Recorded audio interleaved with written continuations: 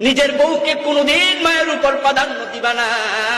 বউ যদি কোনোদিন মায়ের ব্যাপার অভিযোগ করে, তাহলে আপনি আপনার স্ত্রীকে বলে দেবেন, প্লিজ আমার অর্ধাঙ্গিনী, আমার প্রিয়তমা, আমার মায়ের ব্যাপারে কখনো আমার অভিযোগ শোনাইও না।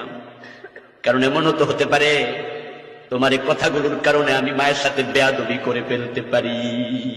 হ্যাঁ, আমি জানি আমার মাটা তোমার সাথে ভালো আচরণ করে না। এমন কিছু শাশুড়িও কিন্তু আছে যারা বৌমাকে মেয়ের মতো দেখে না, প্রথম দিন থেকেই তার সাথে রাব বিহেভ করে। এমন কিছু শাশুড়িও আছে, বৌমারে কষ্ট দেয়।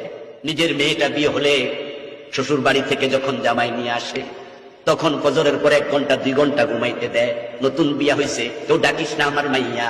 কিন্তু নিজের বৌমাটার ব্যাপারে এটা বোঝে না।